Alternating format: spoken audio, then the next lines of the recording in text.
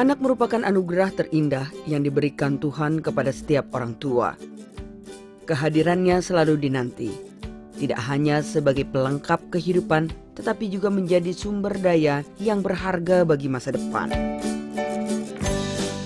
Menjaga tumbuh kembangnya adalah kewajiban yang harus selalu dilakukan oleh setiap orang tua, agar mereka dapat tumbuh sehat dan berkualitas. Namun bagaimana dengan orang tua menjaga anak-anak mereka yang menderita talasemia?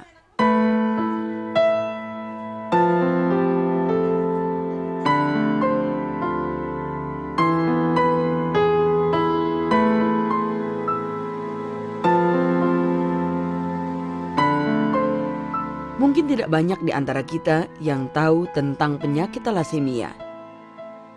Penyakit ini memang tidak sepopuler diabetes, hipertensi, jantung, kanker, atau penyakit lainnya. Akan tetapi, bukan berarti di sekitar kita tidak ada penderita penyakit itu. Kurang populernya penyakit talasemia menyebabkan orang pada umumnya tidak paham akan penyakit ini. Talasemia adalah penyakit kelainan darah terkena sejak anak-anak. Merupakan faktor keturunan, tidak menular dan dapat dicegah.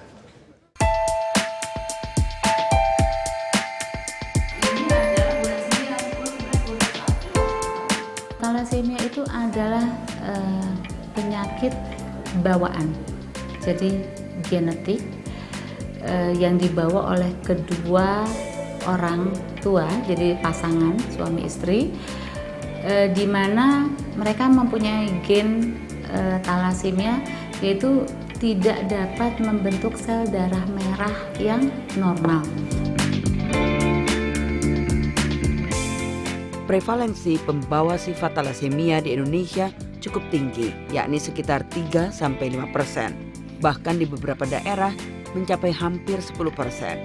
Yang artinya setiap 100 orang penduduk Indonesia terdapat 3-5 orang pembawa sifat talasemia. Mekanisme penurunan penyakit ini adalah jika kedua orang tua bukan pembawa sifat talasemia, maka anak-anak mereka nantinya akan lahir memiliki darah yang sehat atau normal.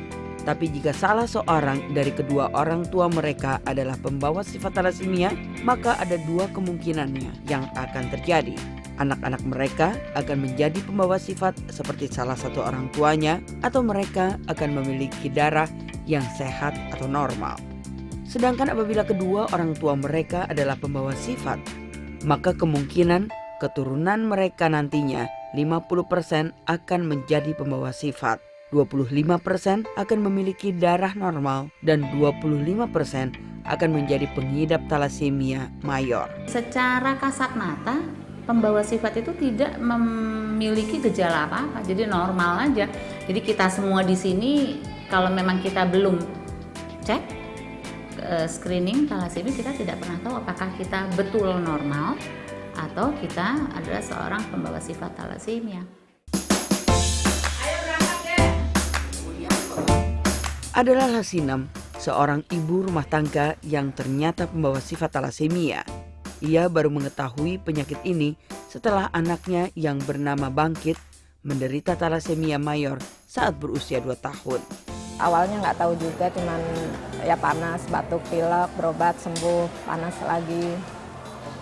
Sampai akhirnya waktu cek lab, HB-nya udah 4,9, transfusi.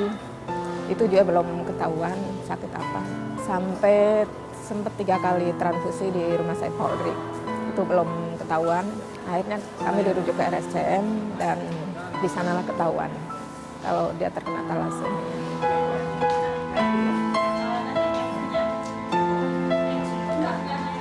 Lasinem begitu menjaga kesehatan buah hatinya. Terlebih karena Bangkit sempat harus cuti dari sekolahnya selama 1 tahun karena ia mengalami patah tulang di bagian kaki. Kalau talasemia aja udah waktunya kontrol ya kontrol. Ya kalau dia nggak enak badan ya kadang kita udah was-was juga. Ya gimana gitu, namanya orang tua ya. Ya kalau ini yang ngeluh ya kadang-kadang ngeluh ya kita bawa ke dokter aja. Bagi para penderita talasemia mayor, darah merah merupakan hal yang sangat berharga. Karena setiap bulan atau bahkan setiap minggu mereka harus selalu mendapatkan transfusi darah untuk memperbaiki sel darah mereka yang rusak. Karena sel darah merah yang dibentuk oleh tubuh, oleh sumsum tulang itu selalu pecah. Otomatis kalau pecah dia anemia, pucat, dan oksigenisasi tubuh segala rupa kurang. Jantung bekerja keras, lama-lama dia bisa meninggal kalau tidak ditransfusi.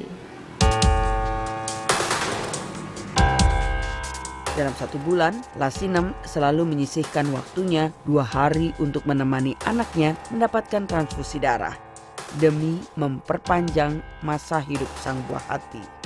Banyaknya darah yang dibutuhkan tergantung dari hemoglobin sang anak saat datang ke rumah sakit. Transfusinya kan misal hari pertama dan hari kedua, jadi misal dia membutuhkan 400 cc itu nggak bisa sekaligus dikasih karena harus sedikit-sedikit.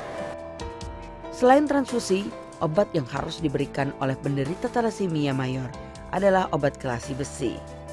Obat ini biasanya diberikan dengan cara disuntikan atau diminum. Anak-anak yang talasemia yang transfusi rutin itu pastinya akan kelebihan zat besi. Kelebihan zat besi itu berasal dari transfusi itu sendiri. Si badan berusaha untuk membuat sel darah yang isinya juga butuh besi, otomatis ke tubuhnya akan kelebihan besi. Ya, jadi kalau Mbak lihat tadi mereka hitamnya seperti tembaga ya, hitamnya itu karena besi yang masuk itu menumpuk pada semua organ. Jadi kelebihan besi itu harus dikeluarkan. Obatnya yang pertama adalah disuntikan di bawah kulit selama 8-12 jam setiap hari dan seumur hidup. Tetapi tentunya kita sudah bisa membayangkan bahwa itu pasti akan compliance-nya nggak baik, angka kepatuhannya nggak baik. Obat-obat ini biasanya akan disesuaikan dengan para penderita karena tidak semua penderita dapat mengkonsumsi obat kelasi besi oral, atau ada juga penderita yang tidak dapat mengkonsumsi obat kelasi besi yang disuntikan. Obatnya dia pakai dispera, jadi nyuntik sendiri.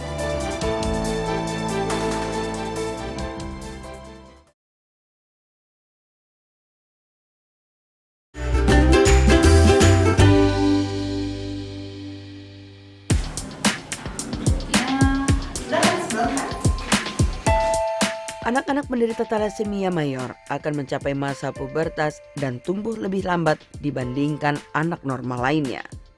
Selain itu akan ada pembesaran pada limfa, kulit mereka menjadi kelabu, sumsum tulang yang bekerja aktif menyebabkan penebalan pada tulang khususnya pada daerah kepala.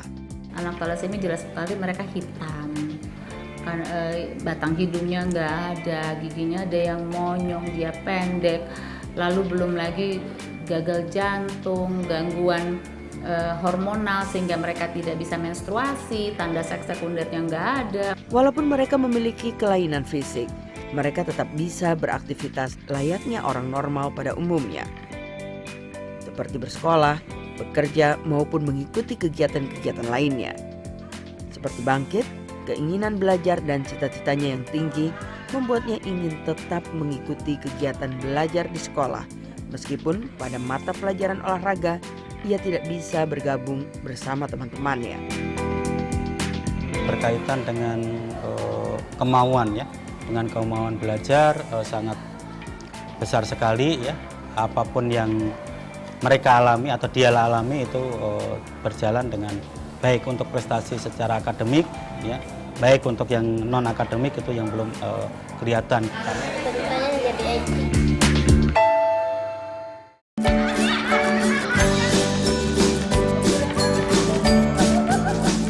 Sama seperti Bangkit, Yan Yan juga merupakan penderita talasemia mayor yang sejak berusia 4 bulan ia harus mendapatkan transfusi darah dan terus mengkonsumsi obat.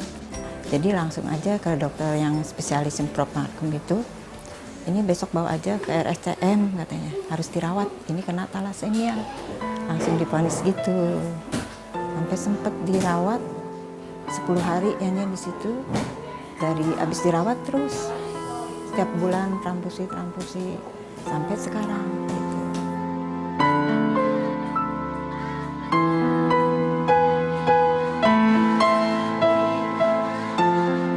Menjadi seorang penderita talasemia mayor tidak membuat Yan menjadi pribadi yang lemah dan terus merasa sedih. Sedihnya kenapa sih begini gitu. Ya pokoknya Allah nggak, ya pertamanya emang kok Allah nggak adil gini.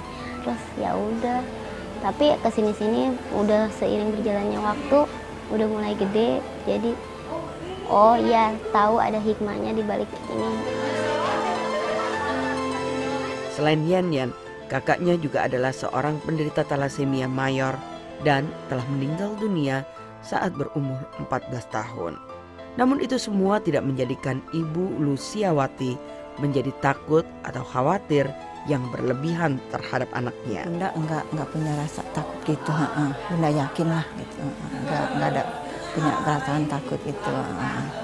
Soalnya Bunda kan punya anak pertama juga gitu, jadi lingkungan juga sayang semua kayaknya gitu.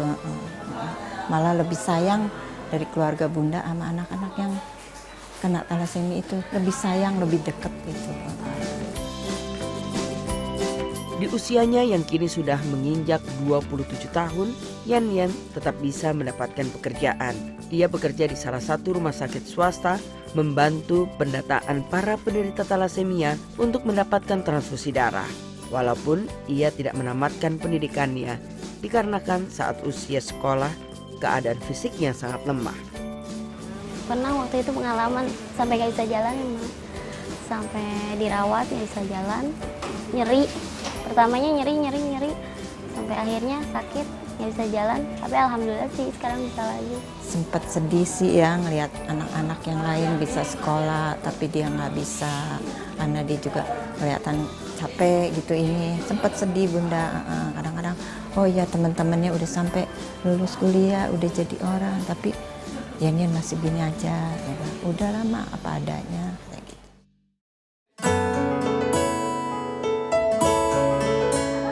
Kesedihan para orang tua penderita ini terobati saat melihat anak-anak mereka bisa tetap aktif dan dapat mengikuti berbagai macam kegiatan. Di antaranya adalah kegiatan kelompok paduan suara yang diadakan oleh POPTI atau Perhimpunan Orang Tua Penderita Talasemia dan Yayasan Talasemia Indonesia. Kelompok paduan suara ini seringkali diminta untuk tampil di berbagai acara.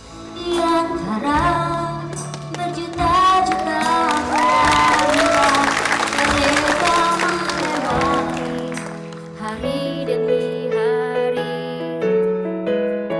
dalam baur trauma dan anugerah kuasa, sindroma yang disebut talasemia. Mereka punya hobi, kita arahkan dengan nyanyi, dengan mungkin sudah tahu ya kita punya lagu Masih Ada Asa, dia juga bisa nyanyi vokal group, itu semua kita bina, kita bekalilah bahwa saya selalu memberikan moto kepada anak-anak saya seperti saya memberikan moto kepada almarhum anak saya bahwa hidup itu hanya sementara di dunia. Apapun yang diberikan Tuhan maupun kepada saya Bapak itu adalah anugerah, amanah yang harus kita nikmati dengan bersyukur.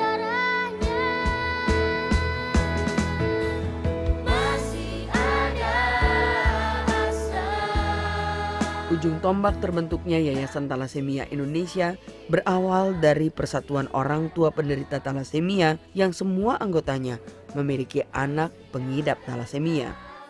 Tidak terkecuali Ibu Wati Ruswandi, anak ketiganya mengidap talasemia mayor dan meninggal saat buah hatinya berumur 19 tahun. Anak saya 4, semuanya laki-laki. Kesatu, kedua, waktu saya mempunyai anak ini bagus. Terjadilah pada anak ketiga bahwa dia itu anemi yang akhirnya vonis dokter itu talasemia mayor pada usia 10 bulan.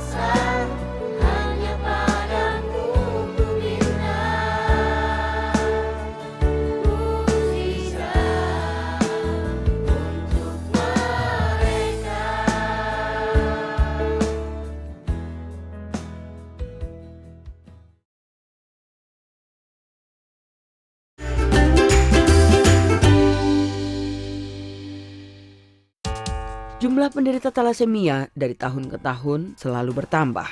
Seperti data yang dihimpun dari Yayasan Talasemia Indonesia dan Persatuan Orang Tua Penderita Talasemia. Pada tahun 2011, terdapat 4.431 penderita talasemia di Indonesia dan terus meningkat setiap tahunnya. Hingga di tahun 2014 terdapat 6.647 penderita. Dari jumlah itu, daerah yang paling banyak penderitanya adalah Jawa Barat. Kenapa? Kemungkinan di Jawa Barat itu dulu itu kan banyak perkawinan saudara. Ya, di kampung nih, saudara, ya. Sudah perkawinan saudara kan dia tidak tahu kan bahwa itu membawa sifat atau enggak. Penyakit talasemia di Indonesia bagaikan fenomena gunung es. Artinya, banyak dari masyarakat yang sebenarnya adalah pembawa sifat talasemia, namun tidak terdeteksi karena dirinya juga tidak menyadari bahwa ia adalah pembawa sifat atau biasa disebut carrier. Ini berarti jumlah penderitanya akan terus bertambah seiring dengan kesadaran masyarakat untuk memeriksakan dirinya ke pusat-pusat kesehatan seperti puskesmas atau rumah sakit. Nggak tahu, kita nggak tahu, makanya mungkin penanganannya dia hampir telat sampai HB4 karena kita nggak tahu apa itu talasemia. Awal kita nggak tahu. Jadi setelah di RSCM aja itu kita kumpul sama ibu-ibu sesama penderita, oh baru tahu. Jadi Bunda nggak tahu, katanya ada saudara lah nggak boleh. Dan Bunda kan nggak ada tali persaudaraan juga, nggak tahu sama sekali tuh. Adalah pekerjaan bagi pemerintah untuk menggencarkan kegiatan edukasi kepada masyarakat tentang penyakit ini. Kita melakukan program screening. Program screening dan nantinya yang akan kita tindak lanjuti dengan yang disebut dengan konseling pranikah. Jadi apa itu program screening yang akan menjadi program nasional? Yaitu pemeriksaan terhadap semua anak-anak ya pada usia mereka yang bersekolah di SMP begitu ya, atau kelas 7 begitu. Jadi kita wajibkan nantinya akan menjadi program nasional screening talasemia ini.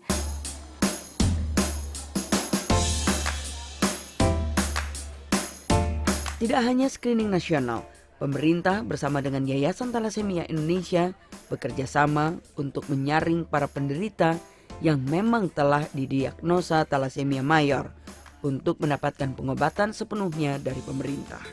Mereka itu akan menyaring, memastikan, mengumpulkan ini mana anak-anak yang menderita talasemia, kemudian setelah dipastikan maka akan dikirim ke rumah sakit, terus biaya ini difasilitasi oleh pemerintah, antara lain biayanya untuk transfusi, pengobatan kelasi besi ya, itu diberikan ya sepanjang hayatnya gitu ya. Hal ini tentu sangat membantu keluarga penderita talasemia karena pengobatan yang dilakukan tidak hanya memakan biaya yang besar tapi juga berkala sepanjang usia penderita.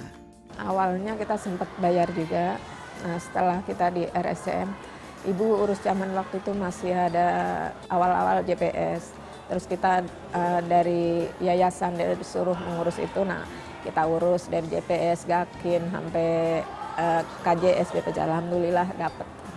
Ya berat, kalau untuk kelasi besinya kan mahal, jadi ya yang penting transfusi aja lah seperti itu. Upaya penyebaran informasi agar masyarakat lebih mengetahui apa itu talasemia dan bagaimana cara memutus mata rantainya telah banyak yang dilakukan. Salah satu upaya yang dilakukan pemerintah adalah melalui iklan layanan masyarakat yang dapat menjangkau hingga pelosok. Hidupku menjadi terbatas. Transfusi darah menjadi rutinitas yang harus aku jalani seumur hidupku. Kami harus berhadapan dengan kenyataan karena kami akan menambah generasi baru pembawa sifat talasemia. Memang dibutuhkan kompromi dan pilihan dalam hidup ini. Meski sulit, tetap kami harus memutuskan. Dan inilah keputusan kami. Apakah Anda pembawa sifat talasemia? Periksakan diri Anda di rumah sakit terdekat. Selain itu bertepatan dengan Hari Talasemia Nasional, juga dilakukan kegiatan di Bundaran Hotel Indonesia Jakarta yang bertujuan untuk memancing rasa ingin tahu masyarakat untuk mencari informasi lebih dalam. Masyarakat yang sehat juga dapat membantu para penderita talasemia di Indonesia. Caranya adalah dengan rutin mendonorkan darah kita untuk nantinya digunakan oleh para penderita talasemia. Talasemia memang bukan merupakan penyakit menular yang membahayakan kesehatan orang lain. Akan tetapi, tidak menutup kemungkinan ketidaksadaran kita akan adanya penyakit ini dapat memicu lahirnya lebih banyak para penderita talasemia mayor di Indonesia. Dan penyakit ini dapat dicegah, yaitu dengan sedini mungkin melakukan pemeriksaan pembawa sifat talasemia. Itu semua bukan hanya tanggung jawab yang dibebankan kepada pemerintah, tetapi menjadi tanggung jawab kita bersama untuk selalu meningkatkan kesadaran dan kesehatan diri. Hal inilah yang perlu adanya dukungan dari semua pihak agar dapat memutus mata rantai kelahiran para penderita talasemia mayor di Indonesia. Tidak ada kata lain adalah screening pencegahan. Penyakit ini tidak bisa disembuhkan, tetapi penyakit ini bisa kita cegah. Ya, jadi artinya screening sebelum menikah. Dan kalau ternyata di antara orang-orang ini ada yang talasemia, lakukanlah screening dengan keluarga lainnya.